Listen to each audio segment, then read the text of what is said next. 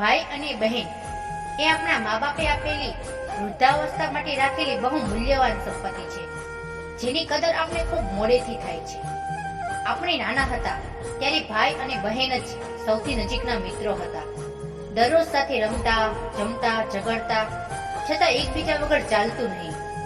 આમને આમ મોટા થવાની હોશમાં ક્યારે બચપન વીતી ગયું એની જ ખબર ન પડી. મોટા થયા એટલે બધા પોતપોતાના સંસારમાં ખોવાઈ ગયા, પોતાનું અલગ જીવન શરૂ થયું. ભાઈ બહેનની મુલાકાત પ્રસંગોપાત જ થવા લાગી. આ તો મા બાપના આશીર્વાદ હતા, જેણે આપણે જોડીને રાખ્યા. ધીરે ધીરે આપણે વૃદ્ધ થઈએ એની વાટ જોતા રહ્યા.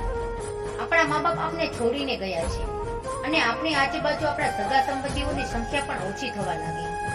ત્યારે ધીરે ધીરે આપણે જ ભાઈ અને બહેન વાત્સલ્યની કિંમત સમજવા લાગે છે. મેં હમણાં જ એક ઇન્ટરનેટ પર વિડીયો જોયો. તેમાં એક 96 વર્ષનો ભાઈ પોતાની 80 વર્ષની નાની બહેનને મળવા ગયો. થોડી વાર પછી બંને છૂટા પડ્યા. ત્યારે બહેનને અચાનક યાદ આવ્યું. એ ભાઈની કાર પાછળ દોડવા લાગી. ભાઈએ તરત જ કાર ઊભી રાખી. બહેને ભાઈના હાથમાં એક ડબ્બો મૂક્યો અને કહ્યું, તારી ભાવતી વસ્તુ છે, તને આપવાનું ભૂલી ગઈ. એનું બોલતાની સાથે જ એ પહેલા જ ભાઈ બહેનની આંખોમાં અશ્રુધારા વહેવા લાગી. આ વિડીયો પર ઘણાના વધારે એ જ કોમેન્ટ હતા કે આ ઉંમરે ભાઈ બહેનનું મળવું ખૂબ ભાગ્ય અને ગૌરવની વાત છે. હા, આપણે મોટા વૃદ્ધ થઈએ ત્યારે આપણે એ સમજાય છે કે આ જગતમાં લોહીના સંબંધોથી જોડાઈ રહેવું કેટલું મહત્વનું છે. જ્યારે આપણે વૃદ્ધતાના ઉંમરે ઊભા હોઈએ અને મા બાપ બંને હયાત ન હોય, ત્યારે ભાઈ બહેન જગતમાં સૌથી નજીકના સંબંધી હોય છે. મિત્રો દૂર જઈ શકે છે, છોકરાઓ મોટા થઈને દૂર જઈ શકે છે. તમારો જોડીદાર તમારી સાથે હોય કે ન હોય, ત્યારે ફક્ત ભાઈ બહેનનો સાથ જ જીવનનો ઉત્તરાર્ધ પૂરો કરવા અંત સુધી સાથ આપી શકે છે. આપણે વૃદ્ધ થયા તોય ભાઈ બહેનો ભેગા થઈને મળીએ ત્યારે અનેરો જ આનંદ હોય છે.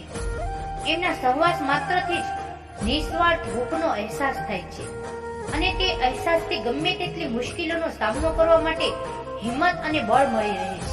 ભૂતકાળમાં કોઈ અપ્રિય ઘટનાઓ કે કોઈ કારણસર કે કોઈ મજબૂરી થઈ હશે, તો એ ભાઈ બહેનને એકબીજા માટે વધારે સહનશીલ અને ક્ષમાશીલ રહેવું જોઈએ. એવી કોઈ ગાંઠ નથી જે ભાઈ બહેન વચ્ચે બાંધી શકાય, એવી કોઈ ઢાલ નથી કે જે ભાઈ બહેન વચ્ચે આવી શકે, અને કદાચ આવી હોય તો એને કાઢી ન શકાય. ભાઈ બહેને ક્યારેય જૂના ઓખેડા કાઢવા નહીં, નારાજગીઓને પોષવી નહીં.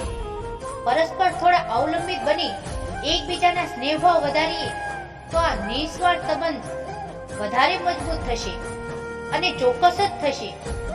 કારણ કે આપણા સંસારમાં આપણા મા બાપે આપણા માટે રાખેલો સૌથી મૂલ્યવાન લોહીનો અતૂટ સંબંધનો વારસો હોય છે. જય શ્રી કૃષ્ણ. રાધે રાધે.